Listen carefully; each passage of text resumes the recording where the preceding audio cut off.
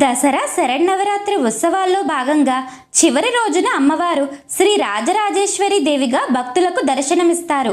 9 రోజుల పాటు అమ్మవారు రోజుకో అవతారంలో రాక్షసులను సంహరించి లోకానికి శాంతి సౌభాగ్యాలు ప్రసాదించినందుకు గుర్తుగా విజయదశమిని జరుపుకుంటాం. ఆనాడు విజయోత్సాహం చేసుకుంటూ దేవతలందరూ కూడా అమ్మవారి పరివారంతో సహా సింహాసనారూఢ అయినటువంటి అమ్మవారి చుట్టూ పరివేష్టించి ఆ తల్లిని కీర్తిస్తూ ఉంటారు. అమ్మవారి రాజ్ఞత్వానికి చక్రత్వానికి సంకేతంగా గొడుగు పట్టుకొని వెనకాల పరిచారికలు ఉంటారు. 2 పక్కల వింజామరలు వీస్తూ చెలులు ఉంటారు. అమ్మవారి మనస్సుకి ఆహ్లాదం కలిగించడానికి వీణలు, మృదంగములు మొదలైనటువంటి సంగీత వాయిద్యాలు మ్రోగిస్తూ సంతోషాన్ని కలిగిస్తూ పరివారమంతా కొలువు తీరి ఉంటుంది.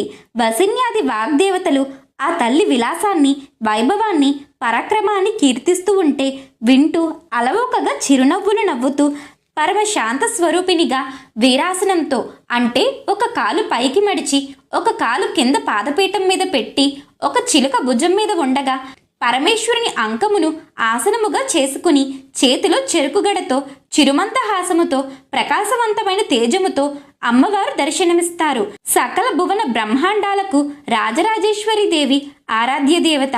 మహాత్రిపుర సుందరిగా ఈ దేవత త్రిపురాత్రయంలో పూజలందుకుంటుంది. ఆమె యొక్క ప్రశాంతమైన చిరునవ్వు, చల్లని చూపు భక్తులను అనుగ్రహిస్తాయి. సమున్నతమైన దైవిక శక్తికి ఈమె ప్రతీక. చేపట్టిన ప్రతి పనిలో విజయాన్ని సాధించే నేర్పు కలిగి ఉండటం, ఉన్నతమైన భావనల్ని వ్యాప్తి చేయడం రాజరాజేశ్వరి అవతారం నుంచి అందుకోవలసిన స్ఫూర్తి. ఈ అవతారంలో అమ్మవారు ఒక చేతిలో చెరుకుగడ, ఇంకో చేతిలో రాగస్వరూపములను పాశంగా, కుడివైపున పైన ఉన్న హస్తంలో క్రోధమును అంకుశంగా, ఇంకో చేతిలో అభయముద్రతో భక్తులను అనుగ్రహిస్తూ దర్శనమిస్తారు. చెరుకు ఆత్మజ్ఞానాన్ని సూచిస్తుంది. రాజరాజేశ్వరి అంటే రాజు అంటే ప్రకాశించేవాడు, పరిపాలన చేసేవాడు అని అర్థం. జగత్పాలకులు, దిక్పాలకులను రాజులు అంటారు. తేజవతి నగరానికి రాజు అగ్నిదేవుడు, శ్రద్ధావతి నగరానికి రాజు వరుణుడు, గంధవతి నగరానికి రాజు వాయువు, అలకాపురి నగరానికి రాజు కుబేరుడు, అమరావతి నగరానికి రాజు ఇంద్రుడు. వీరంతా రాజులు అయితే రాజుల పైన మరొక రాజులు ఉన్నారు. వారు బ్రహ్మ, విష్ణు, రుద్రులు అని చెప్పబడేవారు రాజరాజులు. ఈ రాజుల్ని పాలించే శక్తి, వీరందరికీ మూలమైన శక్తి రాజరాజేశ్వరి. అన్ని లోకాలపైన ఉన్న పరిపాలకులందరి మీద ఆధిపత్యం కలిగినటువంటి తల్లి రాజరాజేశ్వరి. ఈవిడికి పైన మరొకరు ఎవ్వరూ లేరు. అందరికన్నా పై స్థానంలో తాను మాత్రమే ఉన్నది. తనకన్నా పైన ఎవరూ లేకుండా ఉన్నటువంటిది ఈవిడ. అందుకే ఈ అమ్మవారిని ఆరాధించేవారు జ్ఞానపరంగా ఉత్తమ స్థాయిలకు చేరుకుంటారు, బ్రహ్మజ్ఞానం పొందుతారు. అమ్మవారి యొక్క లోకమైనటువంటి మణిద్వీపానికి 18 ప్రాకారాలు ఉన్నాయి. ఇంద్ర ప్రాకారం, రాజ ప్రాకారం, కంసు ప్రాకారం, పుష్పరాగ ప్రాకారం, ఇలాగా 18 ప్రాకారాలు.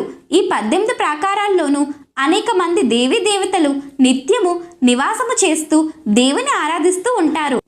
ఆ మణిద్వీపం యొక్క మధ్య భాగంలో బ్రహ్మాండమైనటువంటి చింతామణులతో నిర్మించిన చింతామణి గృహంలో ఆ అమ్మవారు జగన్మాత నివసిస్తూ సృష్టిని నడుపుతూ లోకాన్ని పాలిస్తూ ఉంటారు.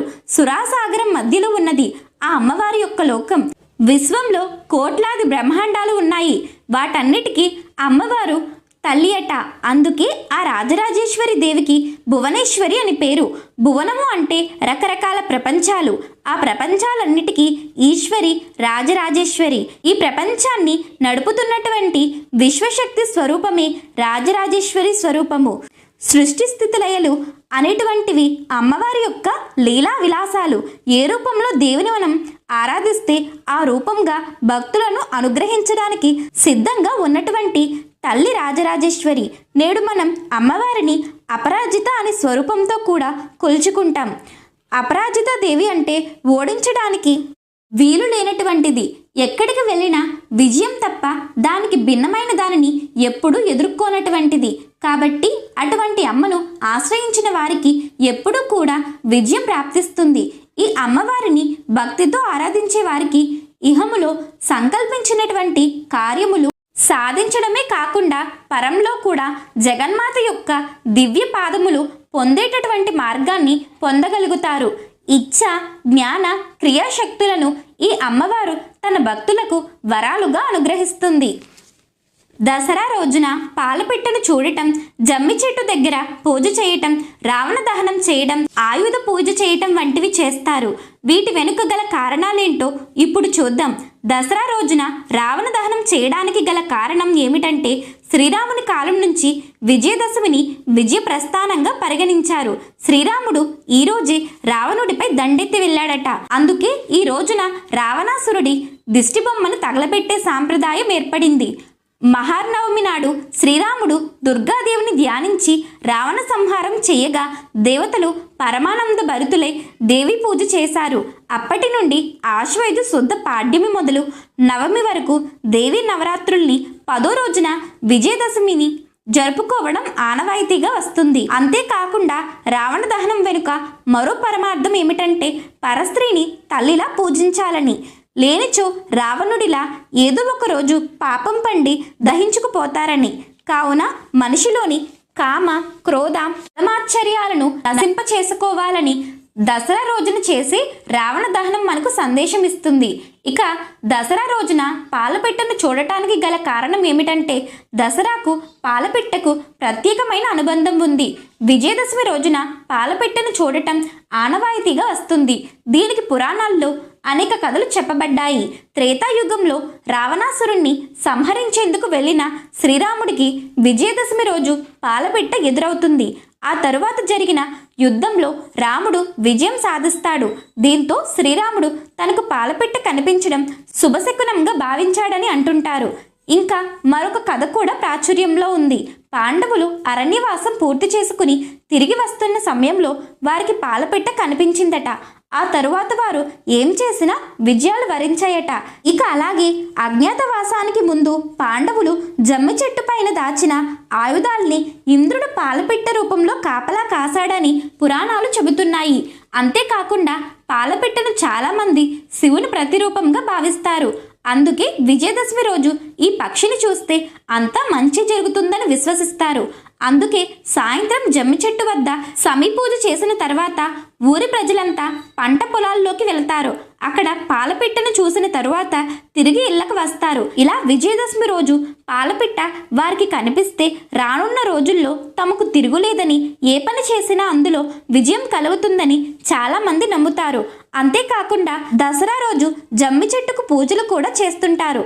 ఇలా చేయడానికి గల కారణం, పాండవులు అజ్ఞాతవాసానికి వెళ్లే ముందు వారి ధనస్సు, గద, విల్లంబులు ఇంకా చాలా రకాల ఆయుధాలను వెళ్లే దారిలో జమ్మి చెట్టు మీద పెట్టి వారు మళ్ళీ తిరిగి వచ్చే వరకు వాటిని కాపాడమని జమ్మి చెట్టుకు మొక్కి వెళ్లారు.